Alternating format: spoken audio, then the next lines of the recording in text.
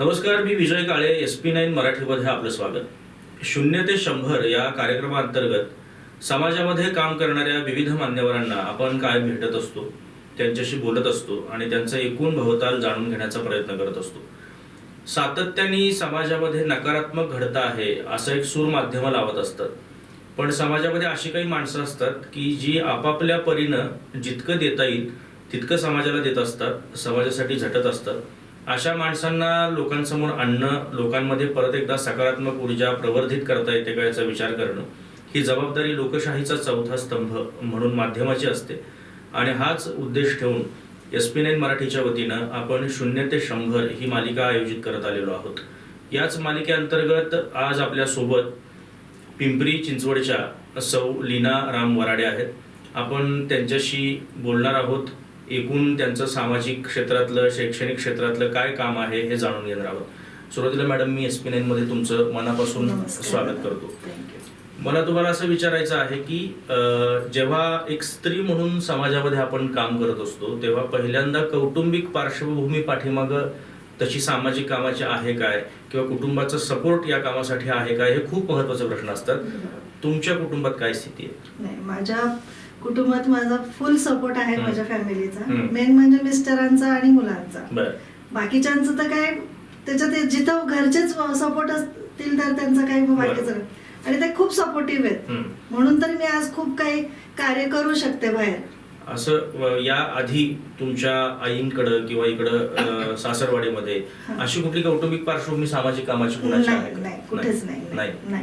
माझ्यापासूनच सुरुवात. तुम्हाला याची आवड आहे? मला फार आवड आहे पहिल्यापासून. आता काम करता, जेव्हा तुम्ही या क्षेत्रामध्ये काम करता तेव्हा त्याच्या आधी तुमचं स्वतःचं प्रोफेशन काय आहे?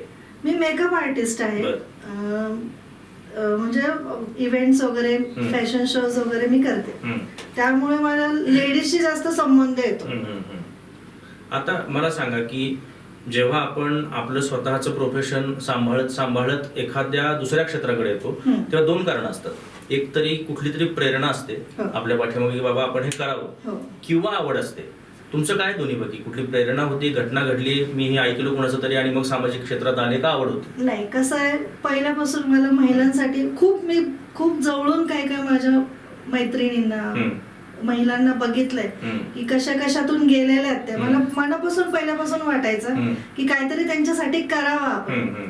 तर जेवढं मला जमत होतं तेवढं मी करते आणि करत राहणार. जेव्हा तुम्ही पिंपरी चिंचवड सारख्या एका महानगरीय शहरामध्ये महिलांच्या प्रश्नासंदर्भात काम करता तेव्हा, आता आम्ही तसे ग्रामीण भागातले आहोत, तर तिकडच्या महिलांच्या समस्या अनुभवताना किंवा ग्रामीण भागातल्या महिलांच्या समस्या अनुभवताना काय फरक जाणवतो? पहिली गोष्ट म्हणजे आता कसं झालंय, महिला शिकल्यात, तिथं तो पण जेंट्सला प्रॉब्लेम आहे, तिथं पण इगो प्रॉब्लेम येतो. काहीकांचं घरात खूप श्रीमंती आहे पण बायकांना बाहेर जाता येत नाही, त्यांचं ते दबून राहतंय शिक्षण, ते सगळं दबून, म्हणजे त्यांना काही करता येत नाही. म्हणजे सगळं असून सुद्धा त्यांना करता येत नाही. मग ते कळून येतं आपल्याला. खेडेगावात कसं आहे, त्यांना आहे पण तिथं पण नवरा काही ना काही दारू पितो, कुणाला मारहाण करतो, बरेच काही प्रकार आहेत जे लेडीजला ते सहन करायला लागतात. मला सांगा की जेव्हा तुम्ही शहरामध्ये काम करता या संदर्भात तेव्हा सातत्याने आम्ही काय ऐकत आलो की महिला स्वयंपूर्ण झाल्या पाहिजे, आर्थिकदृष्ट्या स्वतःच्या पायावर उभ्या राहिल्या पाहिजे. तुम्ही काय करता त्यासाठी? त्यांच्यासाठी मी मोफत शिक्षण देते, पार्लरचं क्लासेस घेते, फीस घेत नाही मी त्यांच्याकडून, जेणेकरून ते थोडंफार त्यांचं ते सुरू करतील, त्यांना 2 पैसे मिळतील. बरेच काही, कुणाचं शिक्षण करायचं असेल तर आम्ही महिला ज्या आहेत आम्ही त्यांचं शिक्षणाची फीस वगैरे भरतो. कुणाचं लग्न करायचं असेल तर त्यांचं पण आम्ही थोडंफार हातभार लावतो. आता तुम्ही त्या पिंपरी चिंचवड परिसरामध्ये पोलीस मित्र म्हणून काम करता, महिला दक्षता आयोगावरही काम करता. काय स्वरूप आहे त्या कामाचं? स्वरूप काय, जे महिलांना अडचण आहे तिथं आम्ही जाऊन सरांशी बोलतो, जे मेन असतील तिथे, जे त्यांच्याशी चर्चा करतो, किंवा कोण पीडित असेल त्यांना पण आम्ही विचारतो की काय प्रॉब्लेम आहे, कुठं तुमचं काय काम अडतंय, काय झालं. आता परवाच एक किस्सा झाला की एक मुलगी घरातून बाहेर निघून गेली, पण कळायला शनिवारी मिळालीये, तरी पण ते पोलीस तिला, मेन म्हणजे रूल आहे की 24 तासात त्या मुलीला त्यांच्या घरचं सोपवायला पाहिजे, तर त्यांनी 4 दिवस सोपवलं नाही. ते आई वडील माझ्याकडे आले, विचारत होते की ताई तुम्ही बोला, तुम्ही आहात. मग आम्ही जाऊन बोललो, सांगितलं. मग त्यांनी त्याची प्रोसेस सांगितली. पण कसं तिथपर्यंत जाणं सामान्य लोकांना जाता येत नाही, त्या हिशोबाने आम्ही जातो तिथे. आता तुम्ही जेव्हा पोलीस मित्र किंवा महिला दक्षता आयोगावर काम करता तेव्हा महिलांमध्ये घडणाऱ्या गुन्ह्यांचं जे प्रमाण आहे, कौटुंबिक हिंसाचाराचं प्रमाण जास्त आहे, कार्यालयीन कामामध्ये प्रशासकीय पातळीवर होणारं शोषण जास्त आहे? सगळीकडे महिलांना सगळीकडेच प्रॉब्लेम.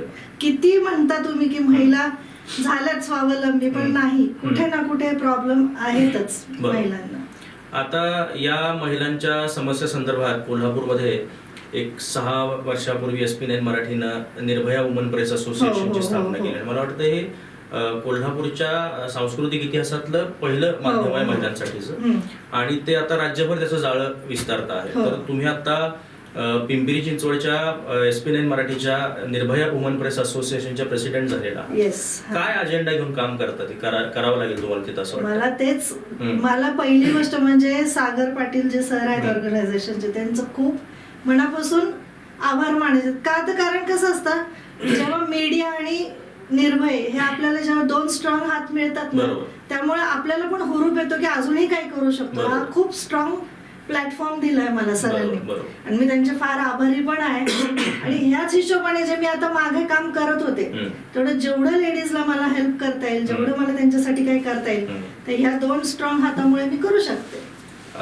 शेवटी मॅडम एक प्रश्न महत्वाचा असा आहे की गेली 4-5 वर्ष तुम्ही या सामाजिक शैक्षणिक क्षेत्रामध्ये कार्यरत आहात, पोलीस मित्र, महिला दक्षता आयोगावर काम करत आहात, महिलांना काय सांगाल? महिलांनी स्ट्रॉंग राहायला पाहिजे. स्ट्रॉंग राहणं म्हणजे सहन करत स्ट्रॉंग नाही राहायला पाहिजे. जे आहे ते त्यांनी फेस करायला पाहिजे, आवाज उठवायला पाहिजे. सहन करत स्ट्रॉंग राहायला म्हणजे सहन करत राहणं हा पर्याय नाहीये त्याला.